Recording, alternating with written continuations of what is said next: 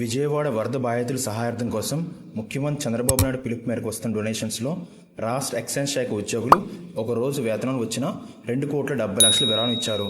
రాష్ట్ర ఐఏఎస్ అధికారులు ఒకరోజు వేతనాన్ని ముఖ్యమంత్రి సహాయానికి విరాళం అందించారు. Gemini Edibles and Fats India Limited వారు 2 కోట్ల రూపాయల విరాళం ఇచ్చారు.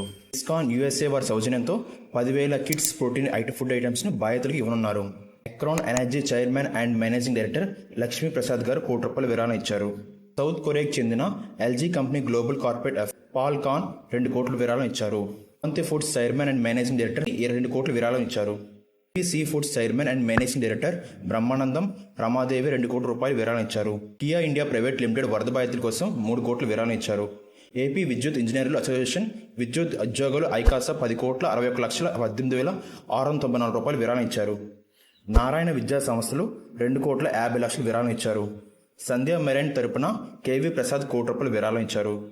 GVPR engineers limited chairman GSP Veerareddy MD Shekar Reddy 1 కోటి రూపాయలు విరాళం ఇచ్చారు. ఆంధ్ర ప్రగతి గ్రామీణ బ్యాంక్ చైర్మన్ సత్యప్రకాశ్ సింగ్ 86 లక్షల విరాళం ఇచ్చారు. వైశాఖ ఫౌండేషన్ ప్రకటించిన 50 లక్షల విరాళం చెక్ను ఎల్ఎంకే రవికుమార్ గారు ముఖ్యమంత్రి చంద్రబాబుకు అందజేశారు. దర్శి అసెంబ్లీ నియోజకవర్గ ప్రజలు 37,16,200 రూపాయలు విరాళం ఇచ్చారు. అమెరికా కమ్మ సంఘం తరపున శ్రీనివాస్ వయ్యూరు 30 లక్షల విరాళం ఇచ్చారు. Manipal hospital cluster director Sudhakumar గారు 25 లక్షల విరాళం ఇచ్చారు. Model dairy MD PN Dhan Prakash గారు 30 లక్షల విరాళం ఇచ్చారు. గుంటూరులోని డాక్టర్ కేఎల్పి పబ్లిక్ స్కూల్ విద్యార్థులు 1,84,500 రూపాయలను ముఖ్యమంత్రి సహాయ నిధికి అందజేశారు. గౌరవ ముఖ్యమంత్రి నారా చంద్రబాబు నాయుడు గారు ఆ విరాళాన్ని స్వీకరించి చిన్న వయసులో పెద్ద మనసు చాటుకున్నారని వారిని అభినందించారు.